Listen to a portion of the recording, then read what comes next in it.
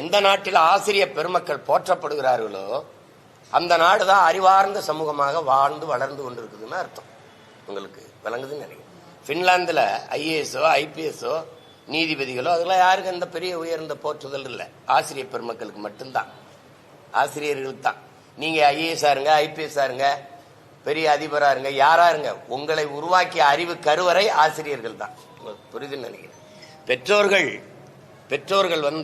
பிள்ளைக்கு இந்த உலகத்தை காட்டுவாங்க. இதுதான் உலகம்பா, இது பெரியப்பா, இது சித்தப்பா, தாத்தா, பாட்டி, இது மரம், இது செடி, ஒன்று இப்படி உலகத்தை காட்டுவாங்க.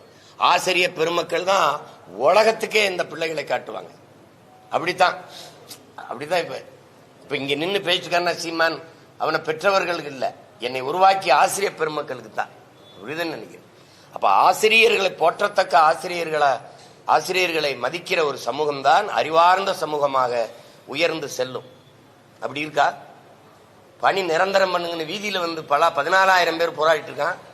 ஆசிரியர் வீதிக்கு வந்துட்டான். அப்புறம் கற்பிக்கிற ஆசிரியர் வீதியில் நின்றுட்டு இருக்கான். அப்ப அந்த அளவுக்கு சமூகம் என்ன இருக்கு? படிப்பகத்துல கூட்டம் அதிகம் இருக்கா, குடிப்பகத்துல கூட்டம் அதிகமா இருக்கான்னு சொல்லுங்க. நீங்க சொல்லுங்க. இப்ப 100 கோடிக்கு நூலகம் கட்டினீங்க, போமா எல்லாரும் கருவி எடுத்துக்கிட்டு எத்தனை ஆயிரம் பேர் உட்கார்ந்து படிக்கிறாங்க. டாஸ்மார்க் அப்படியே போவோம், எத்தனை ஆயிரம் பேர் குடிக்கிறாங்கன்னு பாப்போமா? சமூகத்தை எதை நோக்கி நகர்த்துறோன்னு இருக்குல்ல. சாராய கடையை வீதிபுறம் திறந்து வச்சுக்கிட்டு சட்டம் ஒழுங்குன்னு பேசுறது எவ்வளவு வேடிக்கையானதுங்கிறத நீங்க கேள்வி எழுப்பி பார்க்கணும். அதனால தம்பி சொல்றதுல நீட்டுங்கிறது இருக்குது. அத எல்லா தமிழ்நாடு மட்டும்தான் எதிர்ப்புணர்வை காட்டுது. மற்ற எல்லா மாநில முதல்வர்களோடும் பேசி கலந்து